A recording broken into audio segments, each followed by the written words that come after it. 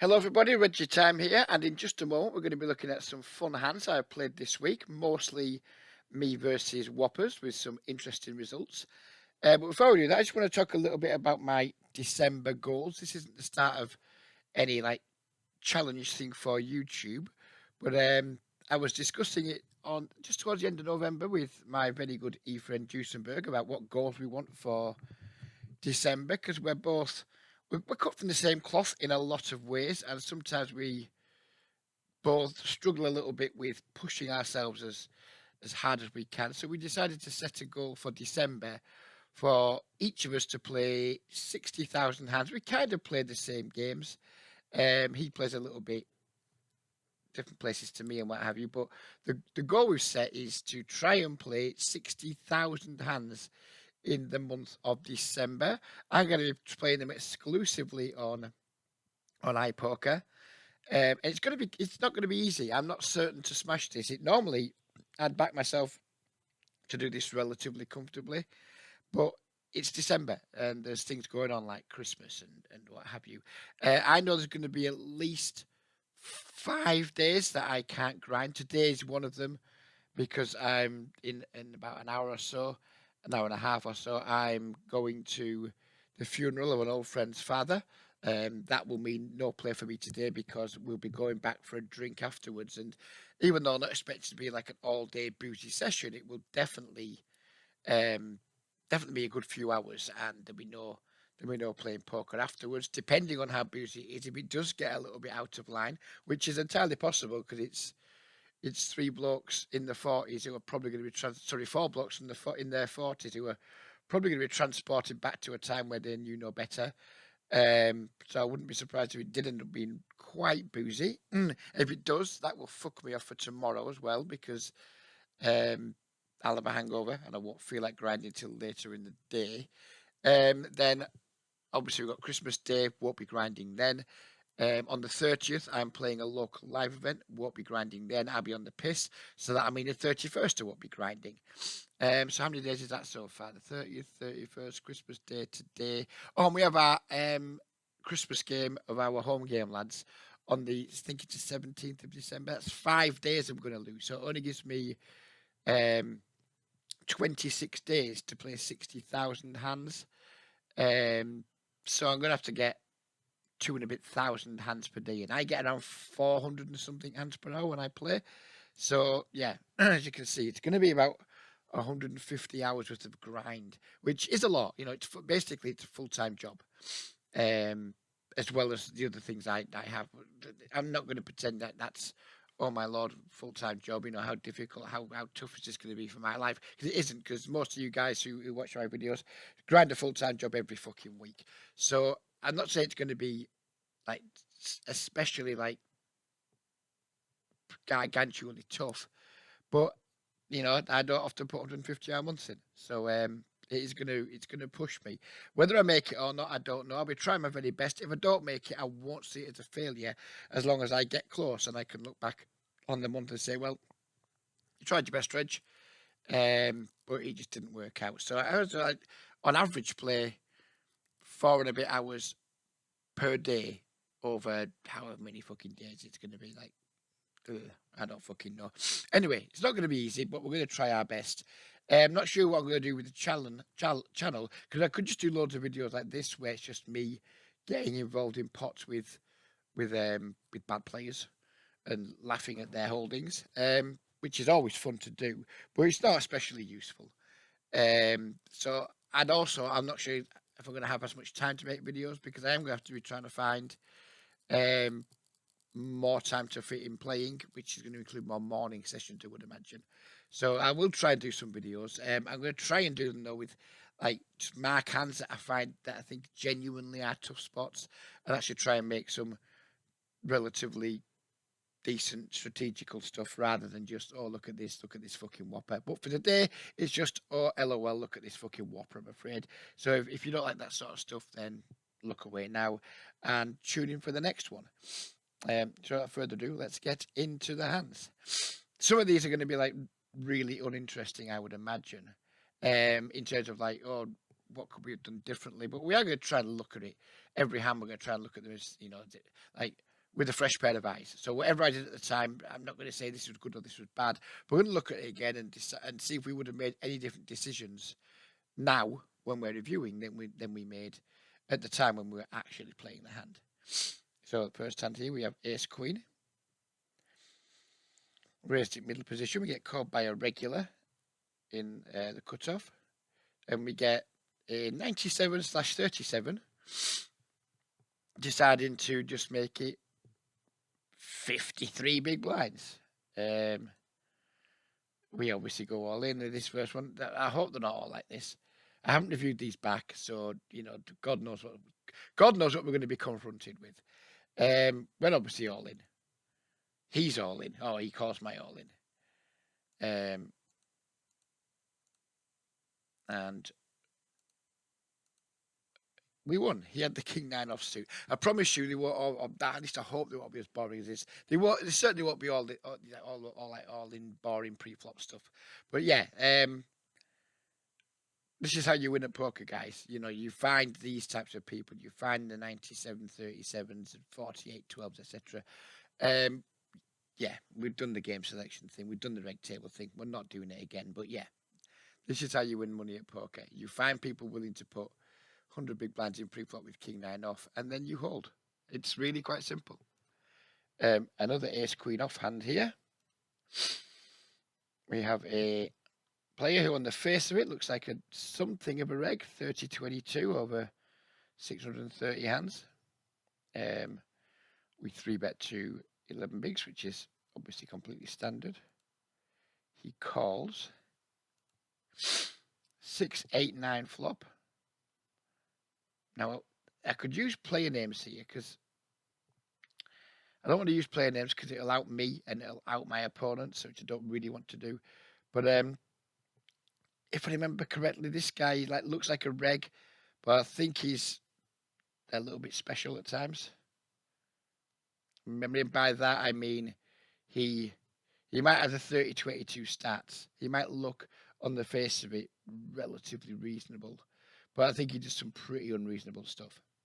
So let's see what happens. We check. I'm just not going to see bet this board very often. Certainly not against somebody who I think isn't hugely fond of folding once they put chips in the pot. So I think c betting here on the 9 high board against this particular opponent, and maybe against many opponents in this pool actually, probably isn't going to be making too much money. So we check. He bets 3, and let's see if we have any stats. And I think this guy maybe is a bit aggro when it comes to attacking post flop. No, actually, turns out he isn't. Unless I'm misinterpreting a stat, I don't know. But I played against this guy before, and I think I know him relatively well. And my impression is that he's aggro post flop.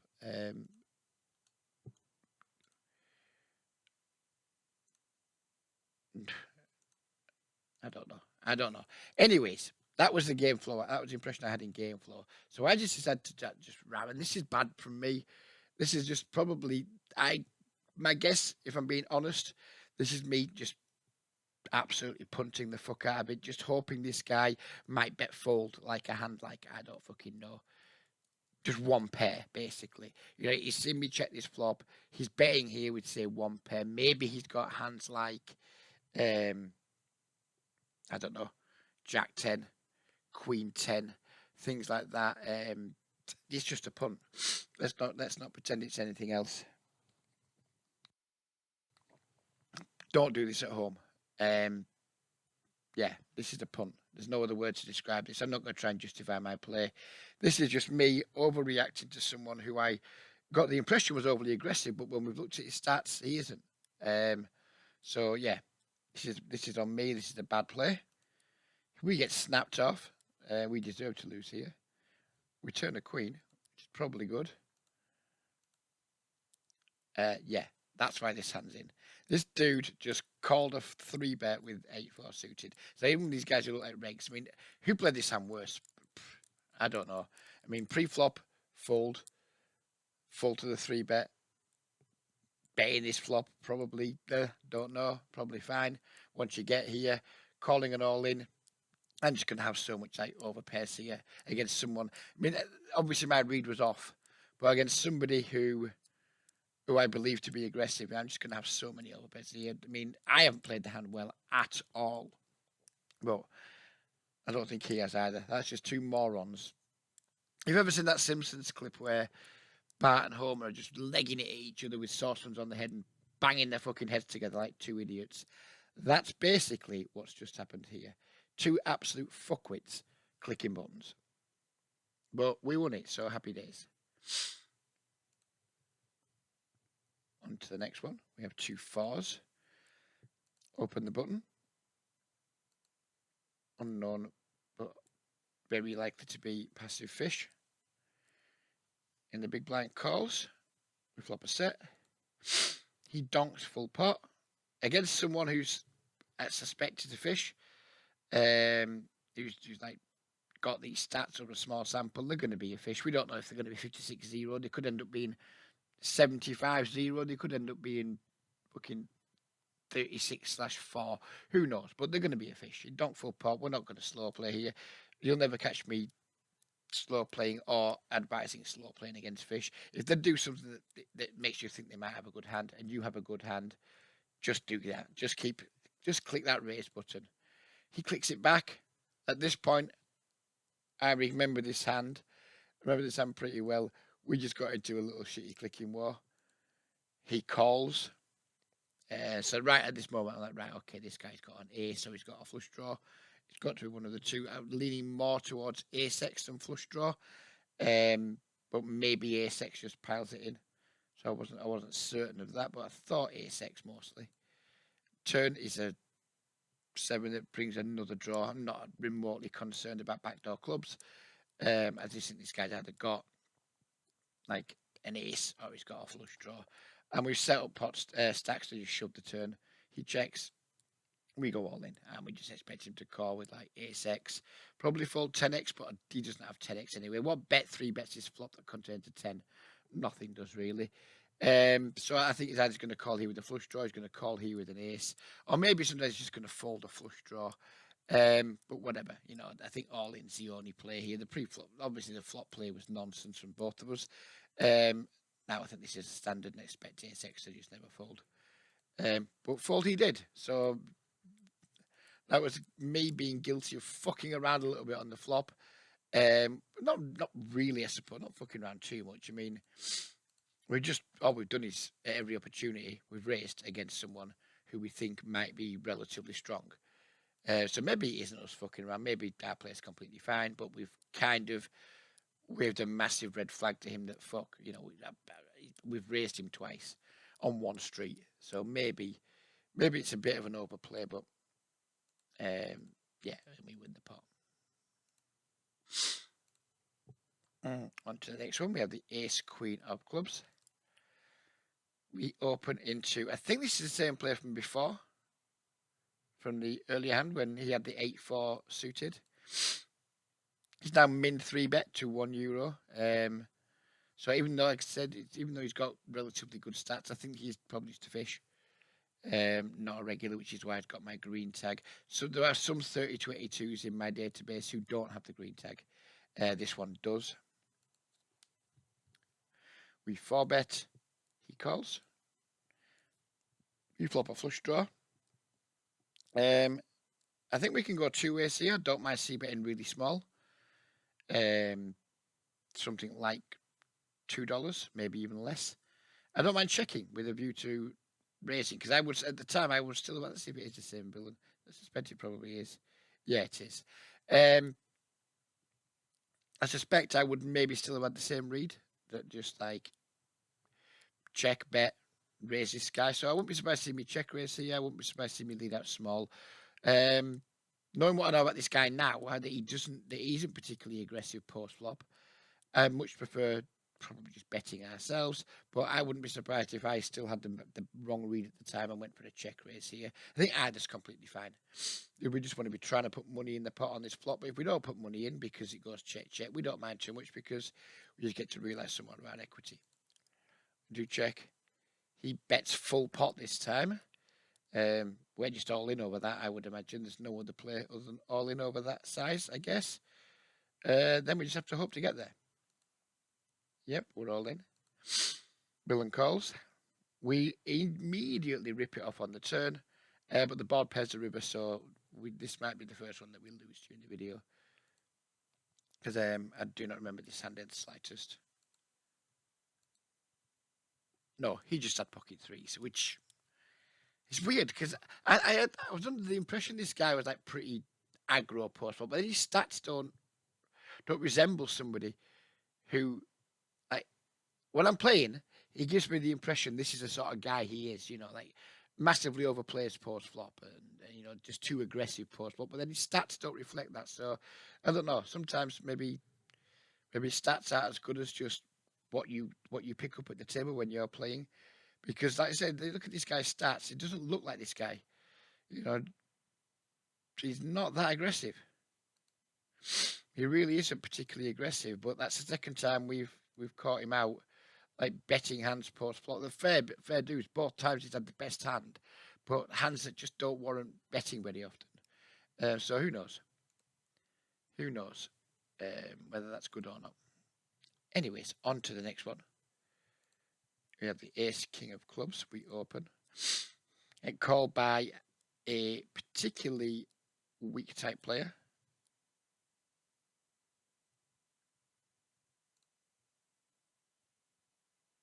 Try to think who this player is. I'm pretty sure I know who this guy is. Pretty sure I know who he is. I call on the button, and then we get a click back from Villain 14, who's playing 47 and 16. I guess we're just going to try to isolate him.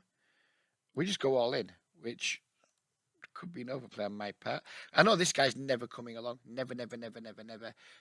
He's playing 2013/3. So he and yeah, I know this guy is. His face up to fuck. He's not coming. Simple as that. He just is not coming right now.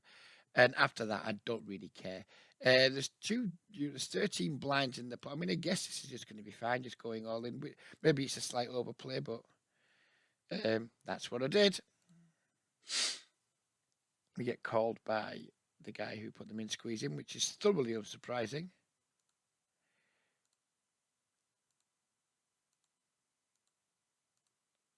We got beat by the S7 of diamonds. So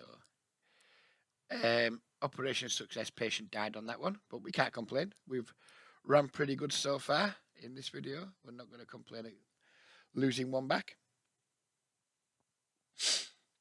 Here we have a regular opening from the button in a three-handed game.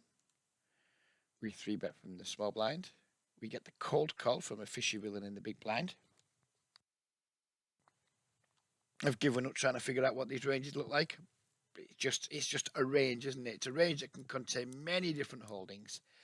When you game select as well as I do, and you're in pots regularly with players like this, you give up trying to assign them ranges pre-flop.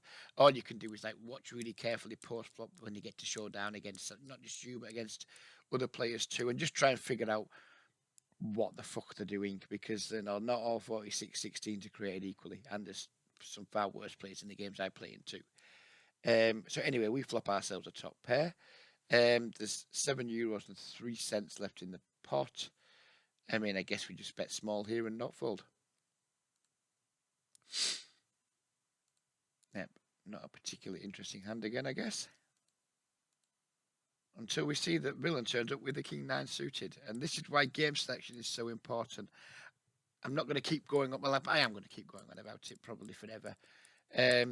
You just don't get this kind of service in speed poker. You just don't get it. The people just aren't calling the King 9 in the big blind because they don't need to, because you can just click that fast fold button. It's really important for me to keep getting the message across to you guys who follow me and who like me and who want me to do well. I want you guys to do well as well. And it's really important that I keep getting the message across. Get the fuck out of speed poker games. And whatever site you're on, it doesn't matter what site you're on. Whatever site you're on, get yourself into regular tables, get tagging play as well, and just put yourself in good situations more often than you currently do in your speed poker games. On to the next hand, pocket sixes. We raise 62.20 in the pot, 60/10 in the pot. We love to see it. I get the feeling we might flop a set here. Oh, what a surprise! We flop a set. Um, so what do I know about this villain? Are we gonna do anything special against him? Nope, probably not. I guess we're just checking here. Monotone board, multi. I mean, there's good reasons to bet. Two fishy players, and a bot and a hand that might be the best hand now. Certainly that needs some protection, but you don't get protection if these guys have got like King Jack, King 10, or way more likely they've got a heart. They ain't folding it. So I can go two ways. I don't mind betting big. I don't mind checking with the intention of getting a raise in. I think either's fine. I think probably prefer trying to get a check raise in, but I wouldn't be surprised to see me just like bet full pot here and just try and target ace X, try and like target single heart hands, etc. We do check. It checks through sadly. Because if I check there, I'm almost certainly going for a check raise. Well, there's not almost certain. I am going for a check raise. Didn't get the opportunity. Heart on the turn. Very disappointing outcome. Now this guy leads for one big blind. We're just going to call, of course, try and boat up. This guy folds. And we do boat up. And then villain bets 11. I remember this hand now. He's got 17 behind. We're the effective stat behind. We've got another €8 30. So we've got where that is 40, 41 and a half big blinds behind. We have a full house. But it's the worst full house available to us. And we've just got somebody who's bet 5x pot into us, 5x and a bit pot into us. Who's raising here and who's calling? I'm presuming nobody's folding, although, well, if he is value betting, we're quite likely to be fucked. Does anyone really just bet a flush for 5x pot? I mean, maybe a 60/10 does. Well, I was on the fence here. I was torn between just calling and just ripping it in, hoping to get called by just some random ace X, like ace 8, or more likely a flush. I was really on the fence. I didn't know what to do. In the end, I just wimped out and thought that if we jam, we're probably only getting called by full houses, but that's not true. We're getting called by a flush for certain by this guy. I just wimped out and I just called. But I think it should just be a jam.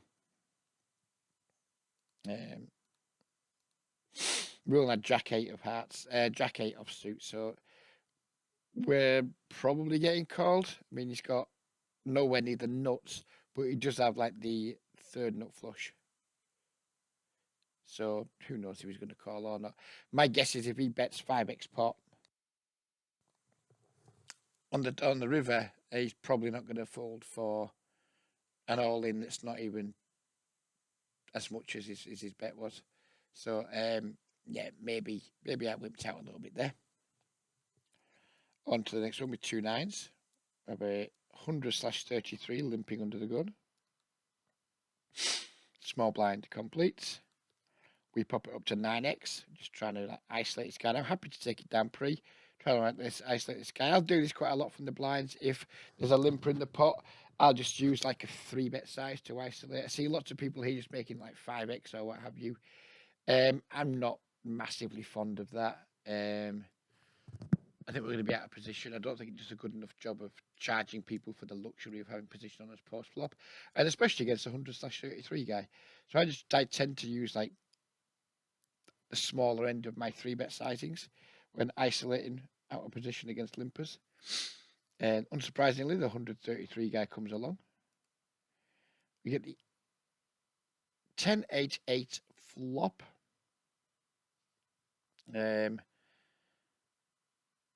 What do I like here?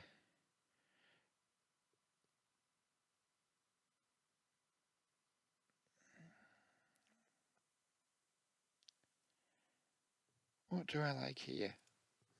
And I don't remember this hand in the slightest, so I haven't got anything to go on in terms of like memories. I think the problem with betting here is we're going to get floated quite often, and then being quite a pickle on the turn. The problem with checking is that it just allows a free card to a very wide range. I think I prefer betting overall. Probably betting something like around €2.40, I think, but I don't like any of my options really. I don't like the idea of betting, getting floated, then being in no man's land on the turn. I don't like the idea of checking and calling very much because, you know, unless it's the sort of player who's just going to like bet range when checked to. I don't like that much. And just don't like the idea of giving a free card. I wouldn't be surprised to see me do either here, especially I'm here now. And I've been thinking about this for about a minute, and I'm still not sure what I like best. So when I'm in the mix, like 5 or 6 tabling, I'm not going to be. I mean, I'm thinking quite clearly now, and I still don't know what I like. So in live play, when I'm 5 or 6 tabling, I'm just going to autopilot this. Well, not autopilot, but I'm not going to be able to give as much thought as I'm giving it now, and now I still don't know what I like. So I could have done anything here. Let's see what I did do. I did check. Villain bets half pot. I think at this point we only have a call, which is what we do. Turn a boat. So now do we now start leading, or now we've given up the initiative, do we allow him to continue? And I think like as played, I think we just have a check on this turn. I mean, we'd like to start betting now, of course, but I think as played, we just have a check. Just what I do. Villain bets the full pot. He's got less than the size of his bet behind. We're just all in, aren't we? Villain calls. Deuce on the river. And of course, someone comes and knocks at my door. Fuck, my wife likes spending money. Every time I make a video, some cunt knocks at the door or fucking rings. And it's usually to do with my wife spending my fucking, well, our money. Anyways, never mind. So we finished up this hand, and this dude just limp called 9x with 10-3. And I guess post flop, from his perspective, is just dealt a bit of a cooler. And we get to drag down another big pot. And again, just more backup for the play reg tables mantra. Here we are playing a heads up hand. I tend not to play heads up with players too much because when I'm like 5 and 6 tabling, I just find I just don't do it very well. I mean, if it's a real whale I'm left with, then I'll just play them because of course it's a super high EV spot. But when I'm playing 5 or 6 tables, I can do without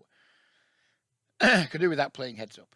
We open pocket jacks to 2.5x. We get 3 bets small by somebody who I don't remember. I've only got 45 hands, so someone I don't know. We obviously use 4-bet. He calls. 7-7 deuce flop. He checks. So it's a 4-bet pot. Ranges are pretty fucking wide because it's heads up. The our hand here, it doesn't need like loads of protection. And I had rubbish heads up. It's like, what size do we make it here? We make it too big, he's just going to fold too much. Make it too small, he's just going to like peel. And I don't. Do we really want somebody peel? I mean, obviously we get value from like ace high, king high, etc. But do we really just want people to be peeling them if we bet too small? So about like quarter pot here. Do we really want someone to just? I mean, what do we want people to do here with ace queen? I mean, ideally we want them to call and miss. But generally speaking, are we happy just like betting on the larger side here and just putting a bit more pressure on two other guys? I don't fucking know. Range is obviously a lot wider here because it's heads up than you are in a normal ring game. Normal ring game here, I'd probably just make it whatever, like 1/3 pot or something like that. So like €3, 3 and a bit euros. Heads up, I don't know. I think we're probably supposed to bet with a higher frequency, so that means use smaller sizing. Fucked if I know. I don't do heads up. And I end up betting around half pot.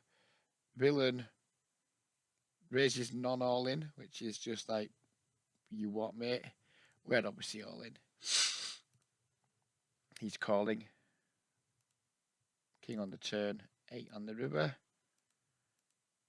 Here, King Jack off. I mean, what the diddle is he's doing here?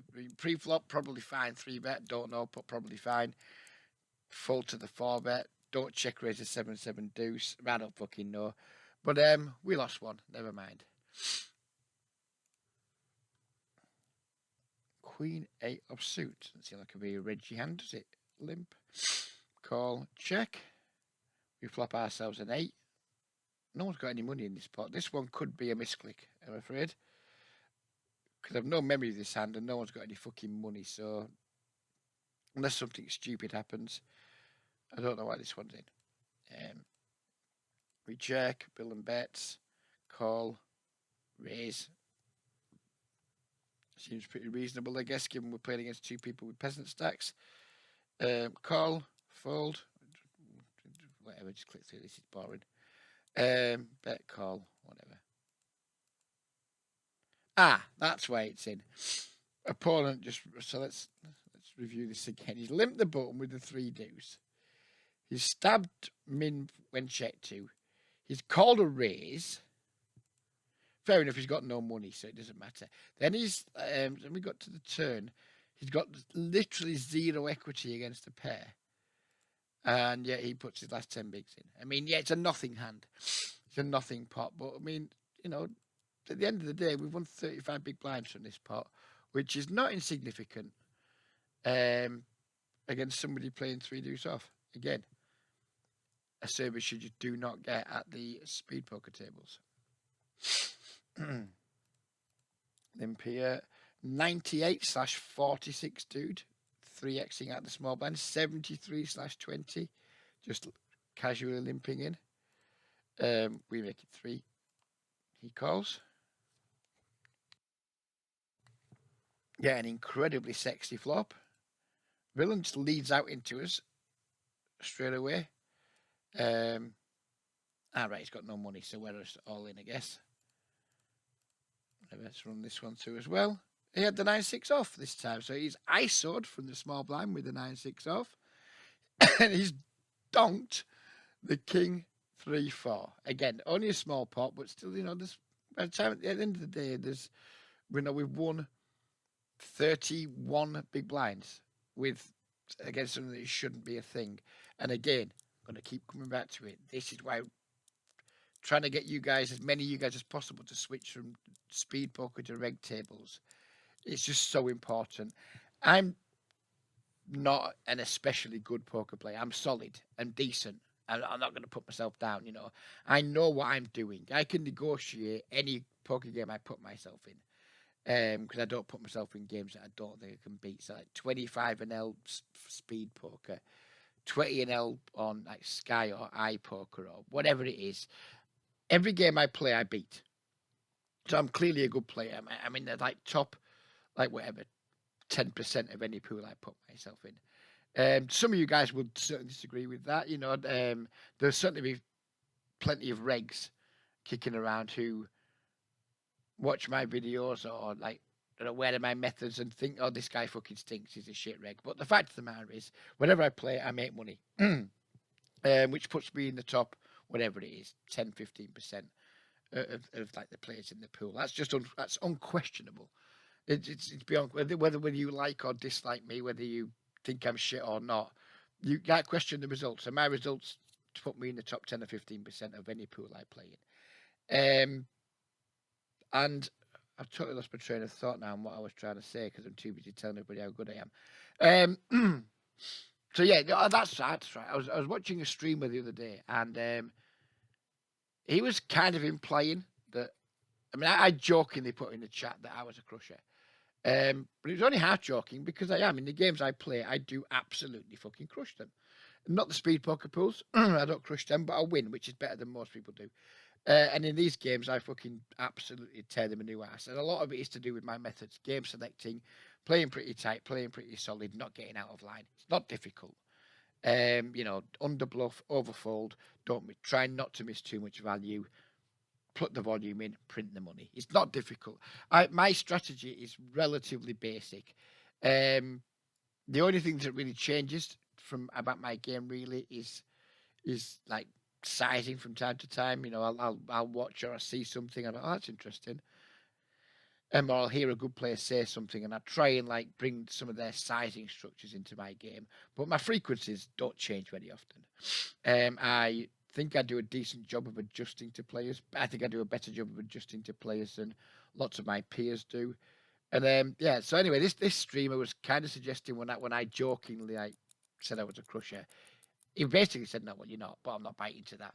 But you know, the fact of the matter is, I am in the games I play, and like so many players, and I've been like since around 2009, maybe 2008 when I first became a winning cash game player. I've had players just like the streamer guy for the last 13 years or more, basically telling me you're shite. What you're doing now won't work this time next year. You know, the game will overtake you. The game will over blah blah blah blah. And almost to a man, none of those players made it like anywhere near as long as I have made it. You know, they just stopped playing. Poker's shit. Poker can't be beat. Blah breaks too hard. Blah blah. I've got better things to do. All the excuse under the book to just not win. Then, like I say, you're getting told by someone who streams several times per week and who, as far as I can tell, doesn't beat the game. Basically, looking down his nose at you, saying you're shy, and um, that's why a lot of these guys don't do very well. It's because they just refuse to accept that there is another way. They just like they're so got their heads so buried in, no, this is what I have to do. They ignore their reads, they ignore their instincts. I'm kind of like almost like an old school field player. Like my pattern recognition is like really good. I understand what certain things mean from certain players, and I respond accordingly. I'm not always right, of course, but you know, I think my friend Duesenberg, he calls it PTO, plum theory optimal. He calls it like if he just feels something in his plums isn't right, he'll just go with it, whether that's making like an absurd hero call, whether it's making an absurd bluff, whether it's making an even more absurd fold. And you know, when I watch a lot of these players streaming, I'm not just talking about this one individual player. I'm talking about lots of players who stream. They're so concerned and obsessed with looking like they're playing theoretically correctly to their viewers that I genuinely think they ignore their instincts so often, and they'll say, "Well, I can't do this because you know it makes me exploitable to people who are watching, etc., etc." I don't know. Don't get me wrong. Streaming is definitely minus CV. I think most of these players who stream, if they played their same game off stream, their results would be significantly better. So I'm not downplaying the effect of streaming.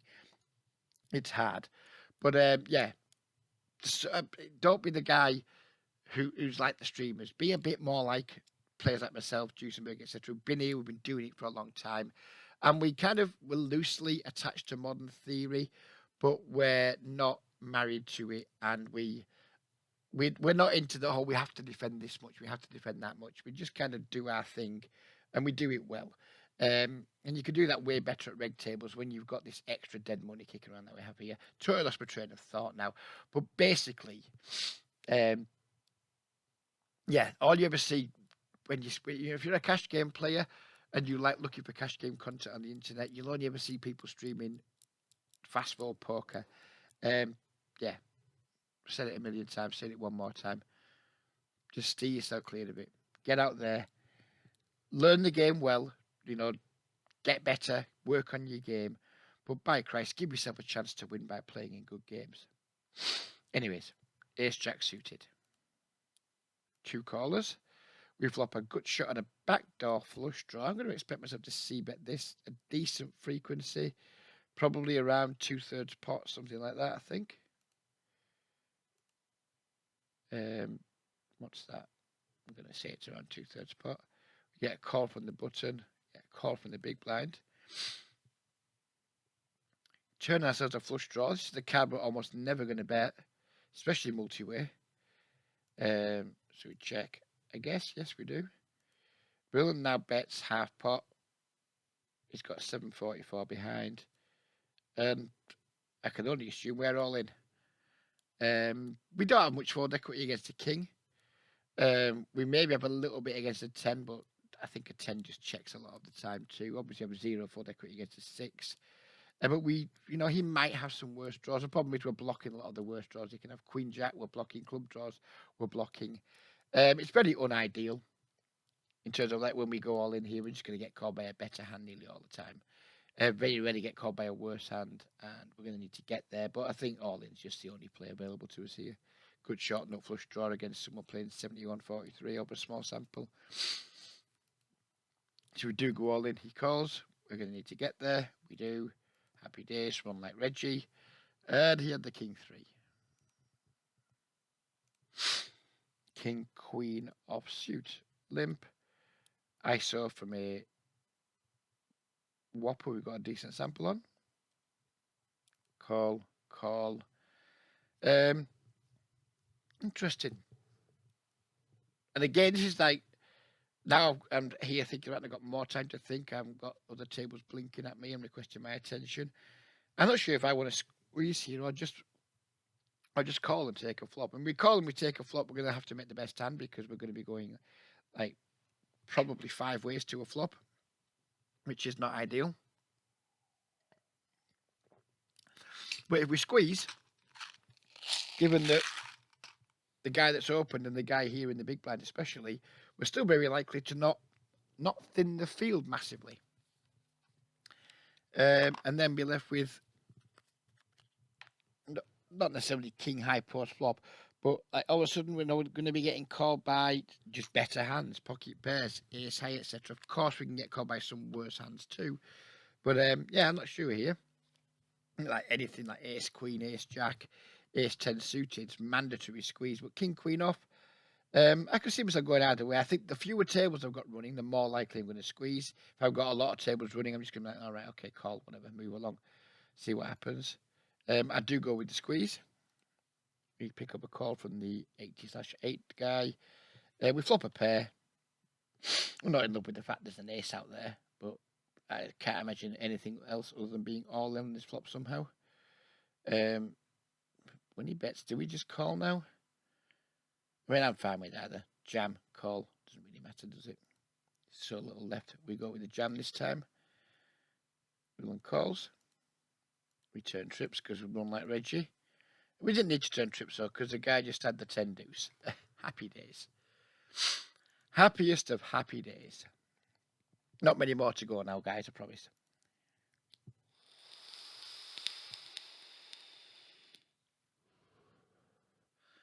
We open the ace jack suited in middle position. We flop an ace. I guess we're just going to see bet here. Anything 60% or bigger. Call, turn a jack. Just keep going, I guess. Probably quite big so we can shove the river too. I wouldn't mind pot here if the guy's got an ace, he's not folding. Yeah, so I wouldn't mind pot here. Wouldn't mind a bit less than pot, just big, basically. We go big. He goes all in. We call, whatever. And he just had pocket fours. So, yeah, I was guilty of rushing through that. He's called the flop. Fine, whatever. I get it, I suppose. People just don't like to fold pairs. It's a board. We're probably going to see bet with the high frequency with our range. But nevertheless, pocket fours calls. And on the turn, over a big turn barrel, pocket fours decides to go all in. Game select, game select, game select. Boring Reggie, but do it.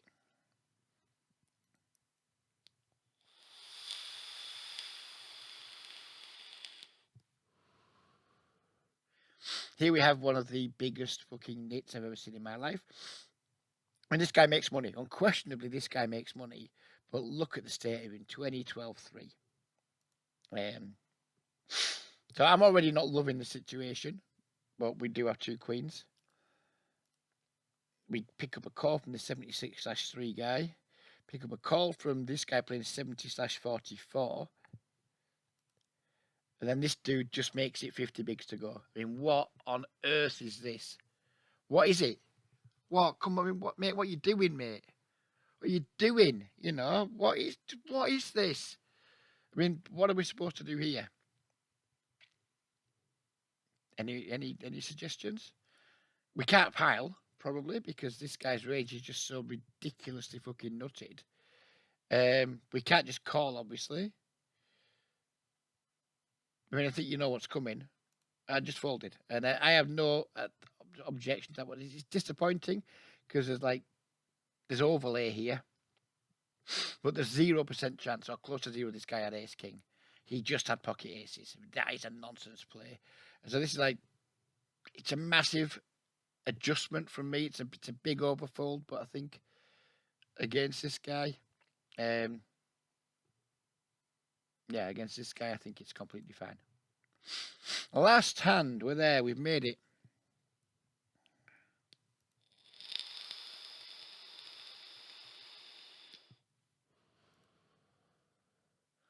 So we have a regular opening middle position where 3-betting ace-10 suited on the button. The cold 4-bet's coming in from some whopper we've got no hands on. And we're just, why aren't I all in there? Why am I not all in against some, I guess we didn't know enough about him. Would I want to be all in? Probably not, actually. Called. Flop a 10. He's all in. We're all in. This guy randomly chose 9-9 for who knows what reason. And he had 5-7 offsuit. So, yeah, again, one last lesson that you've already heard a million times this video, my last few videos. Game select, game select, game select. This video has been put together mostly just to press that home to you guys. You know, you're kind enough to watch me. You're kind enough to watch my content. I'm guessing a lot of you are not winning players because if you were, you wouldn't be watching some moron like me. The ones who are winning players, who knows why you watch, but thank you anyway. But yeah, just game select more, guys. Get out of the fucking stream. I'm sick to death of fucking speed poker people. Sick to death of watching streams of people all playing relatively similarly. Oh, I'm going to 3-bet, I'm going to 4-bet, I'm going to bet fucking 1/4 pot, I'm going to bet 10%, but I'm going to do this and do that. And then they're on the wrong end of a cooler and they just bemoan their luck. But it happens day in, day out, day in, day out, probably tens of times a day to them. And they keep on putting themselves through the misery. Now, I get it. They're making money from the content creation. But how do I want to put this?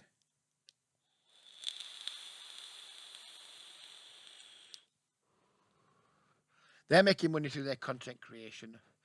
Some of them are making money through their affiliate links, where you get to go and play in the same games as they're playing. But you don't have the overlay they have. You don't have the affiliate money behind you coming in. You don't have the money from content creation coming in. You just got to beat them fucking games. They don't have to. They can be break even or losing players and still make money. You can't. You've got to be making money. So you don't want to be in the same games as them. I get you enjoy playing against them. I get everything like that. But do yourselves a favour. You know, times are going to be hard over the next few years, especially if you're based in the UK. Life's going to be difficult. You know, you don't want to be making life more difficult by losing money at poker. If you're losing play, you either need to stop playing poker. You know, if you can't afford to play, or if you can afford to play but you'd rather not lose the money, you need to do a bit more for yourself, and you need to get into whatever. I don't care what site it is. Reg tables are going to be softer on all sites if you game select well and leave bad tables, etc. Just do yourself a favour, guys, and just get out of that fucking speed poker grind mentality that most of you who watch this will play.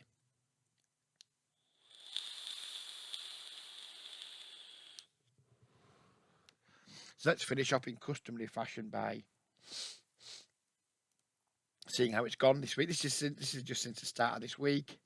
We've played 23 hours, an average of 4.39 tables. I'm hoping if I'm going to complete 60,000 hands, this is going to need to come up to close to 5.